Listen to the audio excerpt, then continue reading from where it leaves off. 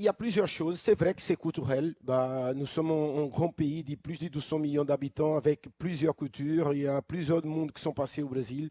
On a la capoeira, qui c'était une danse inventée par les esclaves, qui c'est un mélange de carnaval, de danse, d'art, de tout ça. C'est magnifique en fait. Et c'est magnifique pour le corps. Si on voit les joueurs qui participent, la plupart sont les jeunes, Vinicius, Paqueta, sont des mecs qui sont nés à Rio. Rio, c'est un État qui a beaucoup, beaucoup de fêtes. Si tu parles de Rio, tu vas associer à la fête, pas seulement au carnaval. La plupart des danses, ça vient d'une danse que je ne sais pas peut-être expliquer bien, mais je vais essayer, qui s'appelle funk. Donc, c'est un style de danse que tu bouges beaucoup ton corps, qui a sous les favelas de Rio aussi beaucoup. Ça donne l'opportunité à des jeunes qui commencent à chanter. C'est un mélange un peu de tout. Après, c'est une Coupe du Monde. Ils savent, ils ne sont pas bêtes non plus, que c'est un moment aussi de faire un pub parce qu'il y a le monde entier qui regarde. Mais si je me mets à la place des adversaires, et depuis de jouer 8 ans à Lyon, ils connaissaient aujourd'hui la culture européenne, je dis aussi que je comprends aussi. Parce que peut-être que ça donne cette impression de diminuer l'adversaire, mais ça, je vous rassure, ce n'est pas ça l'idée. On ne voit pas, par exemple, Thiago Silva participer, Casemiro participer. C'est plutôt, ça dépend des joueurs qui font ça.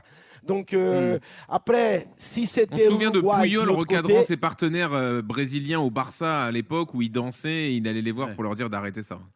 Oui, mais là, c'est les Brésiliens qui arrivent à Barça. Oui. C'est le Brésilien s'adapter au Barça. C'est différent. Là, on parle du pays qui sont. Là, je suis d'accord avec Puyol. On arrive, c'est à nous de s'adapter.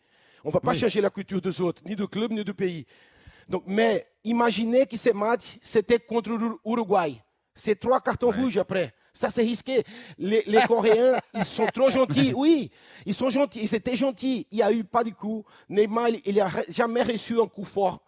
Ils ont mis la question, Juni, que je vais te poser. En gros, contre l'Uruguay, il ne fêterait pas les buts comme ça, c'est ce que tu es en train de dire? Non. Si, mais au risque de se prendre des coups. Moi, je pense qu'après le premier but, si les Uruguayens ils regardent ça, peut-être qu'ils allaient répondre avec l'agressivité. Peut-être. On a déjà vu plusieurs matchs comme ça.